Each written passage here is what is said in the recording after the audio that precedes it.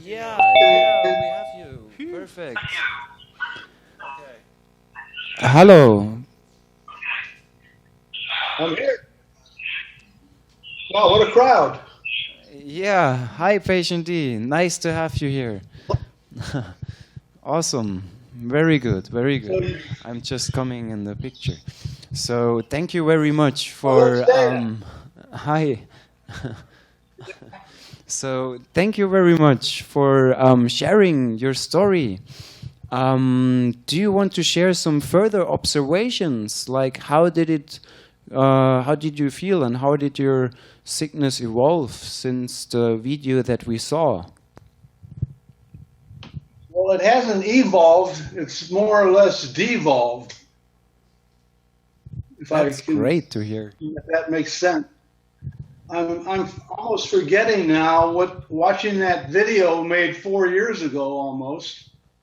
Uh, I don't remember who I was then because I'm almost like normal again. Wow. Okay. That's really good. I think this is the first case on the planet where Parkinson's disease got healed. I mean, I still have Parkinson's. I still have some symptoms. But the mental place I was in, the mental state, was really much different than I am today. I was commenting to my wife the other night that I feel almost as if I'm sitting still and not moving, that I don't have Parkinson's. It's only when I stand up I have a bad sense of balance. That has, but I also have this very bad spine condition. So I don't know which is which. It's hard to understand for me, and it's hard for any neurologist to understand. So I've never really met a neurologist that understands Parkinson's fully. Nobody does. And every case is different. Mhm. So I don't have a palsy. That's the main thing they use to determine whether you have Parkinson's. I don't have ratcheting in my arms. I mean, little things like that 4 years ago I would go. Mhm. It was quite astonishing. Okay. Awesome. So we might have some. So I see this is a pretty big audience. I Uh, can hardly hear you, Toby. I hear you very good, Patient D, but our video connection is a little bit delayed or not working right now. So can you see us moving and waving? Yeah, Yeah, okay, because it's like I'm in your room. you're just sitting, you're All I can frozen. see Yeah. is Dan Fields' mustache. But we can keep on doing some questions. I think there might be some questions from the audience. So I'll just pass on the microphone. And Doc Yeah, wants to ask something. Thank you, Patient D. My understanding, I'm not very familiar with how this Iboga compound with the vitamins works, but my understanding is that you have to keep taking it, right, to prevent return of your symptoms. How long can you go between administrations before your atypical Parkinson's symptoms return? I can't understand the question. I'm sorry.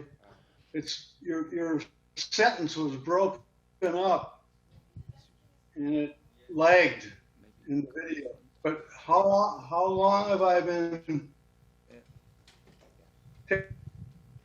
taking the medicine?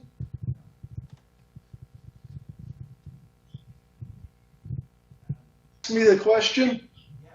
How long does your symptomatic relief last in between administrations of CPVR12? My understanding is that it's not really a complete cure for the Parkinson's.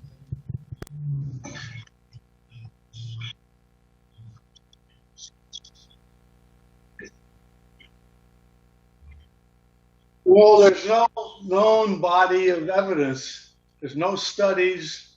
Apparently, there's very little knowledge about what the correct dose is, how much to take, how much every day, how much every week.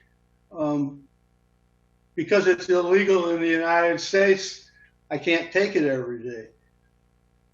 But I can travel to Mexico or travel to Canada and spend some time there. The symptoms pretty much have stayed the same as they were 2 or 3 months after I was in the treatment in Mexico. I'm now 74. I was 72 then, 71. I don't have a wide. I don't know what to compare it to.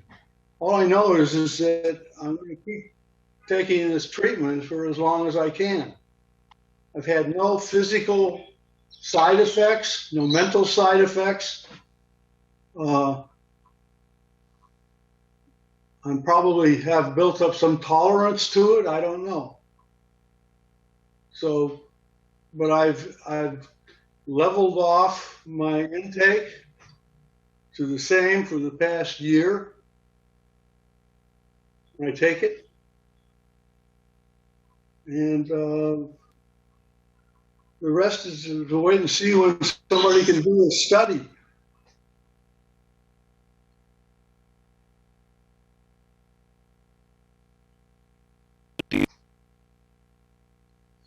Well, it's kind of difficult to go into that exactly because of this its illegality in the United States. Needless to say, I don't get it. I don't talk about.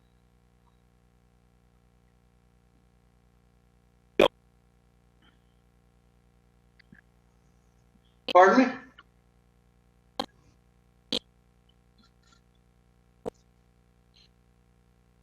Well, I started out taking a very,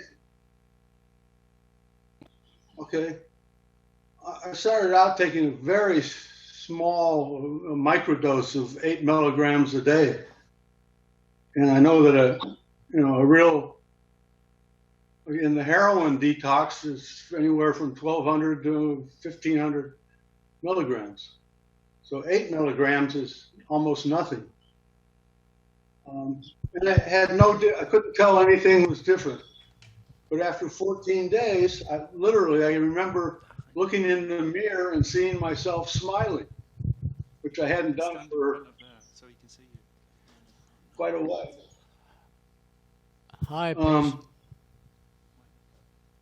Hi, Go patient ahead. D. I have one more question, please. If Sure. you use the Iboga aboard or out of the States, do you use it together with levodopa and the MAO inhibitors? You use this together? Well, yes, I take Cinemet or carbidopa, levodopa.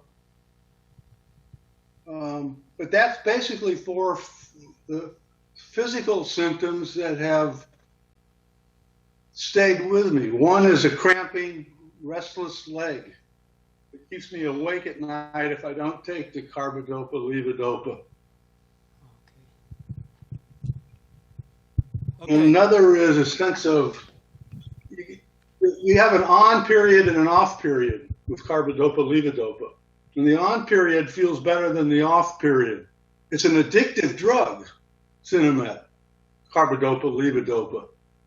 So I'm probably addicted to that Parkinson's medicine. It's the only medicine that's available. But when I came back from Mexico the first time, I went to see both of the doctors that were treating me. Both of them were talking with me about Parkinson's. And I realized that I knew stuff about Parkinson's that they had no idea about. And one of them said, well, gee, the fact that your muscles are working better and it must be really good carbidopa levodopa. Must be really working for me. You can't tell them. I mean, I told one doctor about this, what I had done, and he no longer wants to see me. He's afraid of what the government can do to him here. They can take his job away. So it's kind of humorous in a certain way, but it's really hard to find anybody supportive of an alternative treatment. And so that's why I'm kind of, I'm just careful about what I talk about and what I write about and so on in this country. Who would have thought? And here's Dana Beal. He's out there on the leading edge all the time. It's his jollies. Any more questions? Okay, no. Well, thanks very much, Patient Dean. We really, really appreciate it. Okay.